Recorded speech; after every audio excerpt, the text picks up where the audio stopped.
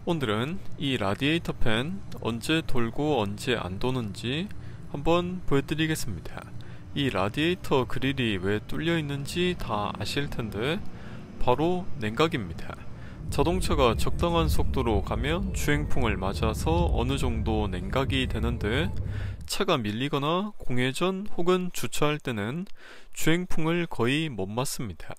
이렇게 주행풍이 부족할 때 냉각을 도와주는 게 이 라디에이터 팬입니다.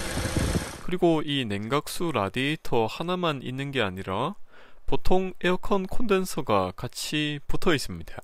이렇게 겹쳐져 있어서 주행풍, 팬 송풍 시에 같이 냉각되는 식입니다. 여름철 에어컨을 킨 상태로 시내 주행을 하는 상황을 보여드리겠습니다. 이렇게 정차해서 신호대기 할 때도 있을 거고 속도가 좀 붙어서 바람을 맞을 때도 있을 겁니다.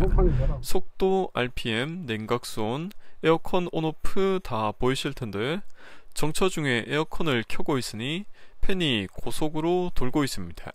라디에이터 팬이 고장났다면 표시만 저렇게 되고 실제로는 안 돌 수도 있습니다. 여기서 냉각수온은 별 상관없습니다.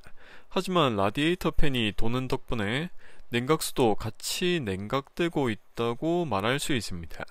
이제 차량이 출발해서 속도가 올라가면 자연스럽게 라디에이터 팬의 회전 속도가 떨어집니다. 속도가 좀 더 올라가면 라디에이터 팬이 꺼지고 순수 주행풍만 쓸 때도 생깁니다. 하지만 무조건 이런 건 아니고 속도가 있어도 라디에이터 팬이 고속으로 돌 수 있습니다.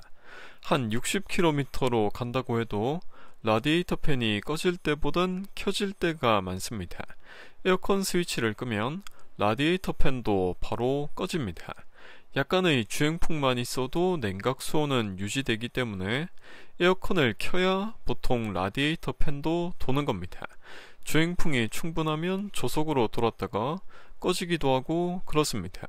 그러면 에어컨을 끄고 공회전 혹은 주차 같은 걸 하면 주행풍이 없으니 냉각 수온이 조금씩 올라갑니다.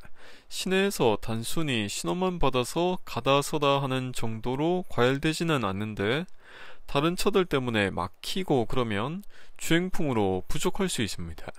한 2분 만에 85도에서 95도까지 올라왔습니다.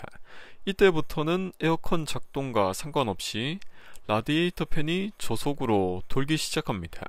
이 정도 온도면 보닛을 열었을 때 상당히 뜨겁다고 느낄 정도입니다. 팬이 돌면서 냉각 수온이 떨어지기 시작하는데 95도부터 돌기 시작했지만 91도 정도 되니 꺼지는 걸 볼 수 있습니다. 앞서 배운 것들을 응용한다면 이런 방법도 가능할 겁니다. 물론 가장 좋은 건 차를 정비소로 보내는 겁니다. 냉매 문제인지 라디에이터 팬이 문제인지 어느 정도 진단하는 것도 가능하게 될 수 있습니다. 어느 정도 이해만 하셨다면 온갖 경우의 수에 대해 다 응용할 수 있지 않을까 싶습니다. 이 냉각 회로를 한번 보자면 이 퓨즈 3개는 무조건 멀쩡해야 됩니다. 그리고 이 릴레이 3개도 멀쩡한지 확인해야 됩니다. 냉각수온 센서에 문제가 있다면 라디에이터 팬이 강제 구동될 수 있습니다. 흔히 냉각팬 정 혹은 레지스터라 불리는 이것도 점검을 해야 됩니다. 배선, 퓨즈, 릴레이까지 확인했는데 고쳐지지 않으면 PCM 문제일 수도 있습니다.